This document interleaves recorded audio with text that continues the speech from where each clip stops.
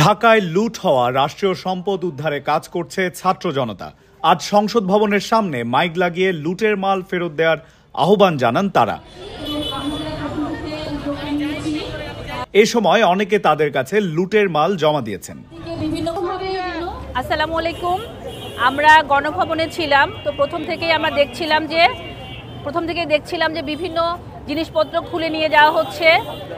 আমরা এরকমও দেখেছি যে ফ্রিজে যে মাংস সেগুলোও নিয়ে যাওয়া হচ্ছে। তখন আমাদের কাছে খারাপ লেগেছে।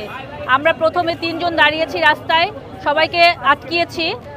আলহামদুলিল্লাহ তারপর সবাই আমাদের পাশে এগিয়ে আসার পরে আমরা এখানে মালামালগুলো জমা রাখতে পেরেছি এবং এলাকাবাসী আমাদেরকে যথেষ্ট হেল্প করেছে, কারণ আমরা কাগজে লিখছিলাম যে রাষ্ট্রীয় সম্পদ জমা দেই এবং মুখে বারবার বলছিলাম, কিন্তু এখান থেকে একটা ছোট ভাই, আমি ওনার নাম জানি না, ওনাকে থ্যাংক ইউ, উনি কম্পিউটারে কম্পোজ করে বিভিন্ন জনের হাতে দিয়ে দিলেন। তখন আবার ভলেন্টিয়াররা এখানে দাঁড়িয়ে গেলেন এবং উদ্যোগে আমাদের আরও 4টা পয়েন্টে 12 জন করে ভলেন্টিয়াররা কাজ করছেন।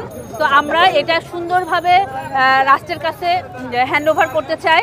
তো আপনারা যদি আমাদেরকে একটু হেল্প করতেন আমাদের খুবই ভালো হতো, কারণ আমাদেরও বাসায় ফিরতে হবে। আমরা 2টা থেকে এখানে না খেয়ে দাঁড়ানো।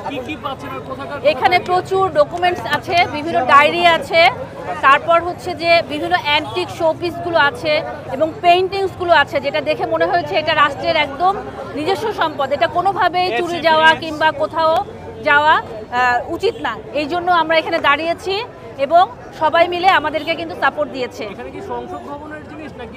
এটা গণভবনের জিনিস আছে, সংসদ ভবনের জিনিস আছে এবং বাইরে যে জিনিসগুলো ছিল, এমনও হয়েছে যে আমরা বদনা এবং ময়লার যে ঝুড়ি সেগুলোও কিন্তু মানুষ নিয়ে যাচ্ছিল। এটা আমাদের কাছে খুবই খারাপ লেগেছে। আমরা সবাই মিলে এটা আটকিয়েছি। আমার সাথে আমার সন্তান আছে, আমাদের আরও বোনরা আছে, তাদের সন্তানরা আছে, ছোট ছোট বাচ্চারা আছে। এটা বিভিন্ন ভিডিও ক্লিপ আপনারা দেখতে পাবেন এবং আমরা বিভিন্নভাবে সেনাবাহিনী কিংবা উপরে যোগাযোগ করেছি। অলরেডি তারা আসছেন, এইটা আমরা হ্যান্ডওভার করব এবং আমাদের কাছে একটা মোটামুটি লিস্ট আছে, সেটা সহ আমরা এটা হ্যান্ডওভার করব। থ্যাংক ইউ আপনাদের, ভালো থাকবেন সবাই।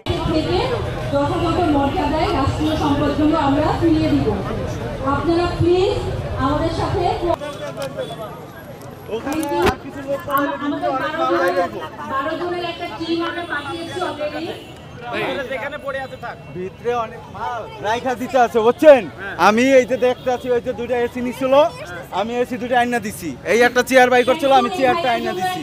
ঠিক আছে, আমি ওই ভিতরে যদি লোক পাঠাই 2-4 জন, তাহলে মাল আরো বাইরে আসবে, বুঝছেন?